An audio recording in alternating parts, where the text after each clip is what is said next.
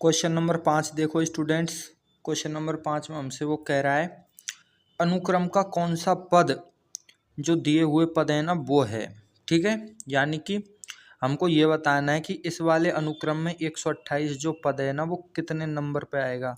इसमें 729 और इसमें 1/19,683। ठीक है, ये चीज़ हमको बतानी है। तो चलो इसको स्टार्ट करते हैं। देखो स्टूडेंट्स,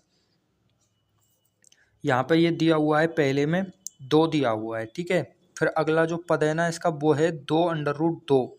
फिर उससे अगला पद है, अगर इसमें ही अगर हम √2 का गुणा कर दें ना तो 4 हो जाएगा, क्योंकि √2 गुणा √2 तो हो गया 2 और 2 गुणा 2 करेंगे तो 4 आ जाएगा। कहने का मतलब ये है ये एक गुणोत्तर श्रेणी बन रही है। ठीक है, यहाँ लिखेंगे हम दिया गया अनुक्रम एक जीपी है। जो ये अनुक्रम दिया हुआ है ना वो एक क्या है, एक जीपी है, यानी गुणोत्तर श्रेणी है, जहाँ पर ए इज इक्वल टू 2 दिया हुआ है। ठीक है, यानी कि उसका जो प्रथम पद है वो 2 के बराबर दिया हुआ है। और सार्व अनुपात, तो इसका अगर हम सार्व अनुपात निकालेंगे ना स्टूडेंट्स, तो इसमें अगर हम 2 का भाग दे दें तो √2 आ जाएगा। इसमें अगर हम इस वाले का भाग दे दें तब भी √2 ही आएगा। ठीक है, तो यहाँ पे जो सार्व अनुपात है ना आर, वो हो जाएगा √2। तब वो हमसे कह रहा है कि 128 कौन से नंबर पे आ रहा है। तो मान के चलो, माना 128 है वो n नंबर पे आ रहा है, यानी कि ये n इज इक्वल टू 128। अब हम जानते हैं कि ए n जो होता है ना वो a r की पावर n-1 होता है, यानी कि ये हो गया हमारे पास, a का मतलब तो हो गया 2 और r का मतलब हो गया √2 की पावर n-1, ये हो गया। ठीक है, यानी हमने a की वैल्यू भी रख दी 2 और r की वैल्यू √2 रख दी। ठीक है, अब इनको काट लेते हैं हम। तो इसको अगर हम इससे काटेंगे ना तो ये आ जाएगा हमारे पास स्टूडेंट्स यहाँ पे √2 की घात n-1, इधर तो ये आ गया। ठीक है, और 128 को 2 से काटेंगे ना हम तो ये हो जाएगा हमारे पास 64। ठीक है, अब हम जानते हैं कि 64 जो होता है ना वो 2 की पावर 6 के बराबर होता है। इसको हम लिखेंगे 2 की पावर 6। अगर 64 2 की पावर 6 के बराबर होता है ना तो ये 64 √2 की पावर 6 दूनी 12 के बराबर होगा, क्योंकि √2 जो है वो 2 की आधी पावर होती है। तो 2 की पावर 6 को हम लिख सकते हैं √2 की पावर 12। ठीक है, ये चीज़ आपको थोड़ी सी समझनी है। अगर आप इसको सॉल्व करेंगे ना तो ये देखो, इधर देख लो जल्दी से, 2 की पावर 1/2 लिख सकते हैं हम √2 को, और उसकी पावर अगर हम 12 करेंगे ना तो फिर से 2 की पावर 6 यानी कि 64 ही आ जाएगा।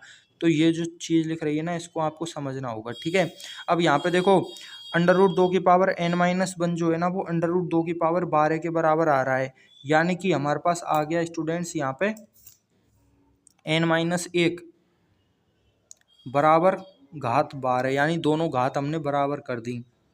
तो n बराबर आ गया स्टूडेंट्स हमारे पास 13, यानी कि जो ये 128 है ना वो 13 नंबर पे आएगा इस वाले अनुक्रम में। ठीक है, ये हो गया क्वेश्चन नंबर 5वें का पहला। ठीक है, अब देखो अगला क्वेश्चन करते हैं। सेम अगला है, यहाँ पे देखो √3 है, फिर उसमें √3 से गुणा कर दिया, फिर उसमें √3 से गुणा कर दिया, यानी सब में √3 से गुणा होता जा रहा है। ठीक है, तो यहाँ पे हम लिखेंगे ये भी एक जीपी दी हुई है, a बराबर दिया हुआ है हमारे पास यहाँ पे √3। ठीक है, r की वैल्यू भी आ रही है हमारे पास √3।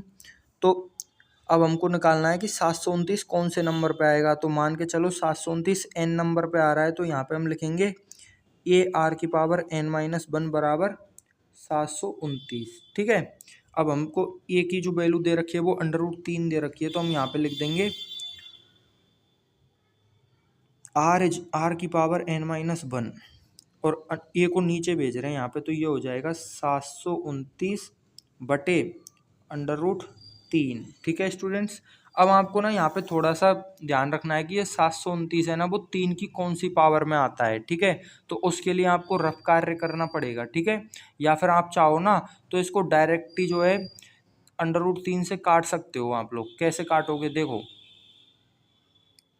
ऊपर और नीचे √3 का गुणा करने पर, तो ये हो जाएगा 729, ऊपर √3 का गुणा कर दिया, नीचे भी √3 का गुणा करेंगे तो √3 और √3 हो जाएंगे हमारे पास 3, ऊपर नीचे √3 का गुणा कर दिया, ये चीज़ आ गई हमारे पास। ठीक है, अब हम क्या करेंगे, 3 से 729 को आराम से काट सकते हैं, कोई दिक्कत नहीं है। ठीक है, तो जब हम 729 में 3 का भाग देंगे ना, तो देखो 7 में अगर हम 3 का भाग देते हैं 7 में, तो 2 बार जाएगा, 1 बच गया। 12 में अगर हम 3 का भाग देंगे तो 4 बार जाएगा, और 9 में अगर हम 3 का भाग देंगे तो 3 बार जाएगा, यानी कि 243 √3 आ गया हमारे पास। ठीक है, √3 तो चल ही रहा है, इसको अब हमको सॉल्व करना है 243 को। ठीक है, तो देखो स्टूडेंट्स, इधर सॉल्व कर रहे हैं हम। ठीक है, देखो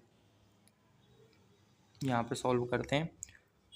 सबसे पहले हमने 243 लिखा, उसमें हमने दिया 3 का भाग। ठीक है, ये विषम संख्या है तो 3 से स्टार्ट करो, 8 आ गया और 1 आ गया। फिर हम इसमें 3 का भाग देंगे तो ये आ गया हमारे पास 27, और जो 27 होता है ना वो 3 की घात 3 के बराबर होता है, तो ये जो होगा ना वो 3 की घात 4 और 3 की घात 5 के बराबर होगा। तो हम यहाँ पे लिख सकते हैं 243 √3 इज इक्वल टू 3 की घात 5 के बराबर आ रहा है ना ये यहाँ से, तो इसको लिख लेंगे हम 3 की घात 5 और √3। अब इधर देखो स्टूडेंट्स, ये एन है ना, इधर ये चल रहा, ये चल रहा, यहाँ पे जो आर की वैल्यू है ना वो √3 में है, तो इसको हम √3 की फॉर्म में लिखेंगे। ठीक है, तो देखो क्या लिखेंगे, थोड़ा सा ना जगह की कमी हो गई, पहले से सारे क्वेश्चन नहीं लिखने चाहिए। ठीक है, देखो थोड़ा सा इस क्वेश्चन को इधर छोड़ो और यहाँ देखो, r की पावर n-1 में ये सब चल रहा है। ठीक है, तो यहाँ पे देखो, या फिर से ही देख लो, ये n है, मान लिया हमने जो 729 पद है ना वो nवें नंबर पे आ रहा है, तो हमने लिख दिया an इज इक्वल टू 729। ठीक है, फिर हमने क्या किया, यहाँ पे an की वैल्यू लिख दी ar की पावर n-1। ठीक है, अब ar की पावर n-1 लिखने के बाद हमने a का इधर भाग दे दिया, तो ये चीज़ आ गई। अब a की वैल्यू है √3, तो √3 का भाग दे दिया।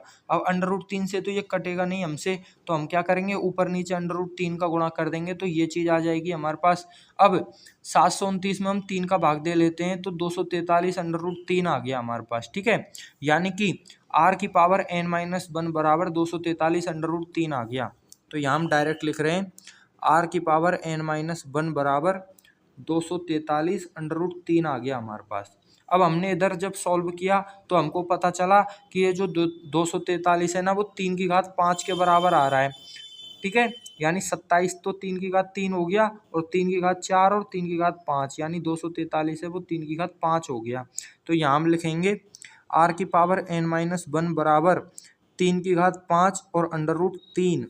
अब हमको √3 के बारे में सब कुछ चल रहा है, तो यहाँ पे हम लिखेंगे √3 की घात 10, इसका दुगना कर दिया और इसकी घात आधी कर दी। ठीक है, यानी घात 1 की घात बड़ा, ये 5 है ना, इसका तो दुगना कर दिया, और जो 3 की घात 1 है उसका आधा कर दिया, यानी √3 हो गई फिर वो घात। ठीक है, अब यहाँ पे देखो स्टूडेंट्स, एक √3 पीछे भी है इसके, तो √3 की घात 11 हो गया, ये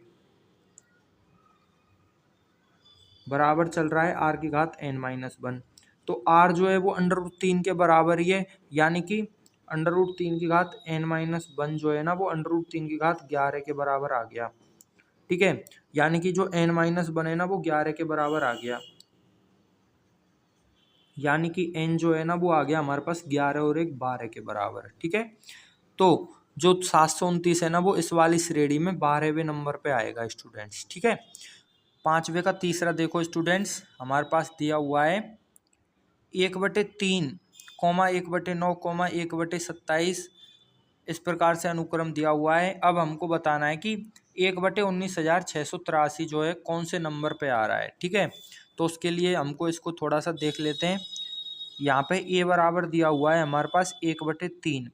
अगर हम यहाँ पे r की वैल्यू निकालेंगे ना, तो दूसरे पद में पहले पद का भाग दे दो, यानी कि हो जाएगा 1/9/1/3।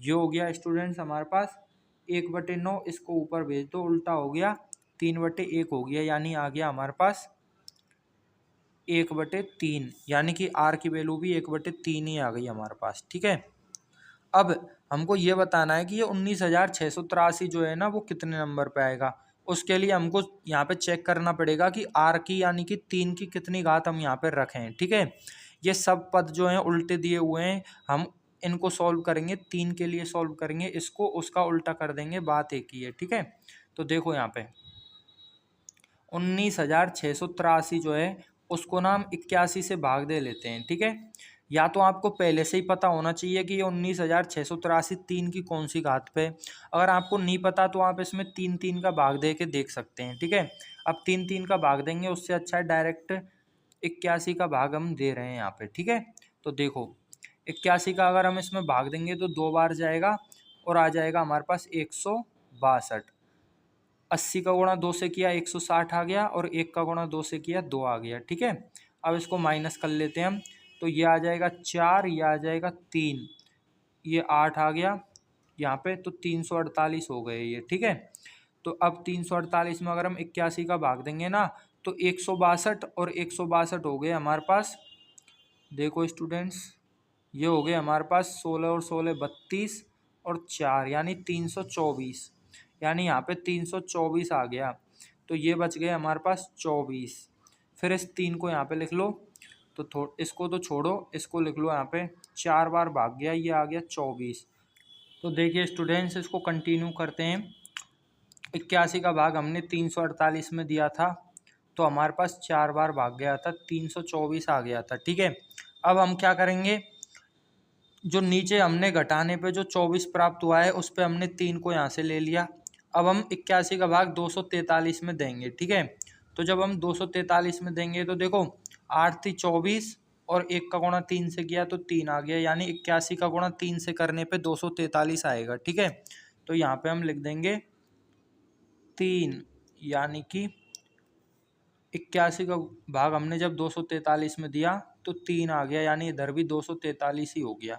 अब देखो स्टूडेंट्स क्या करना है, 19,683 जो है ना, यानी ये जो संख्या है ना वो इन दोनों के गुणा के बराबर होगी, यानी कि 81 गुणा 243 के बराबर होगी। हमको पता है जो 81 होता है ना वो 3 की घात 4 के बराबर होता है। ठीक है, और पिछले सवाल में यानी इसके दूसरे भाग में हमने निकाला था 243 जो है ना वो 3 की घात 5 के बराबर है। ठीक है, यानी कि 19,683 जो है ना वो 3 की घात 9 के बराबर आ गया। तो अब हम यहाँ पे लिखेंगे, माना 1/19,683 3 n पद पे है। ठीक है, n पद है, तो n पद होता है हमारे पास a r की घात n-1। ठीक है, अब हम यहाँ क्या करेंगे, देखो 1/19,683 इज इक्वल टू a की वैल्यू ऊपर से रख देंगे 1/3 और r की वैल्यू भी रख देंगे 1/3 और इसकी घात हो जाएगी n-1, बराबर आ जाएगा हमारे पास 1/3 इंटू 3 की घात n-1। 1 की घात n-1 को हटा दिया हमने और 3 की घात n-1 और 1 मिलके हो गए 3 की घात n, यानी बराबर आ गया 1/3 की घात n। तो हमको मिल गया यहाँ पे 1/19,683 इज इक्वल टू 1/3 की घात n। अब हमको पता है, थोड़ी देर पहले हमने निकाल लिया है कि 19,683 3 की घात 9 के बराबर है, तो हम यहाँ पे लिखेंगे 1/3 की घात 9 इज इक्वल टू 1/3 की घात n। तो इन दोनों की अगर हम तुलना करेंगे तो हमको पता चल रहा है कि n की जो वैल्यू है वो 9 के बराबर आ रही है, यानी कि n बराबर 9। कहने का मतलब ये है कि ये जो 19,683 है ना वो दिए गए अनुक्रम, इस वाले अनुक्रम में 9वां पद है। ठीक है, 9वां पद है, यानी 1/19,683 दिए गए अनुक्रम का 9वां पद है। ठीक है, तो ये हो गया क्वेश्चन नंबर 5 कंप्लीट। ठीक है, तो स्टूडेंट्स आपसे मिलते हैं नेक्स्ट वीडियो में नेक्स्ट क्वेश्चन के साथ में। ठीक है।